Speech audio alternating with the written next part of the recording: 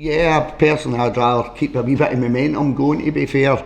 It gives you an opportunity to bring one or two back in that's been out injured. But break was okay, gave the boys some time off. Obviously we've got a couple of players away in international duty, which is a little bit of a different scenario for myself. So you're sitting in the house looking at live scores, seeing when they're playing and hoping that there's no early substitutions and they both get through the games. Fortunately, Big Luigi and Mo Sangari managed to get themselves through the game, which is a big positive. So Big Luigi was away with Dominican Republic and Mo was away with Liberia. Mo's first game got cancelled, if I'm right, due to the earthquakes. Aye, so I think it was Uganda. Mo's second game was he played 60 minutes there. They got beat 3-1, and Big Luigi is at Montanari. How do you? Montserrat. Sorry, Lee Boyer's the manager. Did you know that one? I didn't know. Montserrat, and they won 3-0. So two of them got through that, which is a huge positive going into the weekend. Tough game. I think I don't think there's going to be a lot in the league this year, Brian. I don't think you're going to have somebody like kind of ostracised at the bottom of the league, one or two teams. I think it's going to be a really tight league, and if I'm honest, it's probably for third place down. It's going to be a right fight.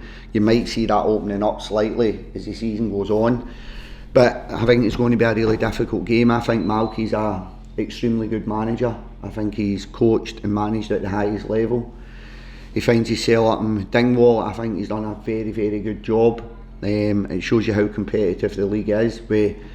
I think Ross County were 6th the season before last, and then they finished 11th this year and stayed up through the playoffs. I think Roy, again, you go back to it, Roy's probably invested a lot of money in the football club, and I think they've spent a few quid in the transfer market this summer.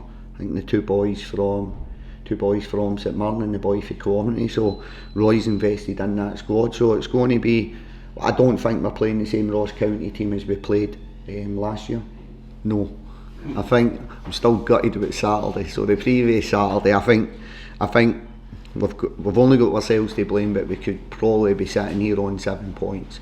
That's how I feel about it. So I'm probably no one to look at what happened in the past. I'm probably more focused on the future. So I get where he's coming from, and I think pre St Mirren, I think we were sitting on, was it 4 points?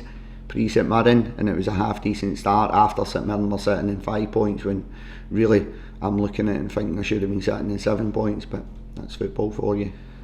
You're now getting to probably where a wee bit of injuries, a wee bit of form, maybe suspensions are going to start kicking in at a stage of the season. So you see the squad slightly changing in terms of people picking up injuries, soft tissue injuries, contact injuries. So that's where we are, but we've got a decent enough squad this year in the first team changing room, supported by a couple of younger kids in the away changing room. So we've got a half decent squad, and at this point in time, not everybody's fit and available, but we've got more than enough to be competitive on Saturday.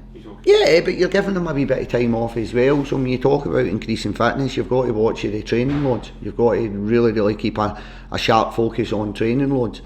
So you've got to use this time wisely. We're then going to go into another period of games, and then so after this game we're Celtic on the Saturday, we're Rangers on the Wednesday, and we're St Johnstone on the Saturday.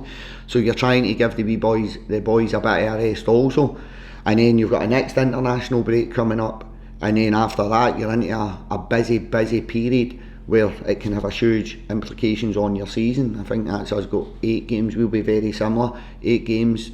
When most teams, 8 games in a December to January period. So you try and give them a wee bit of time off, because since the boys returned in the building, they've been working extremely hard to get that fitness up. So I did give them a couple of days off to allow them to go and recharge their batteries, take them away from their environment, so they come back in here hungry and with a desire to go and pick points up this Saturday.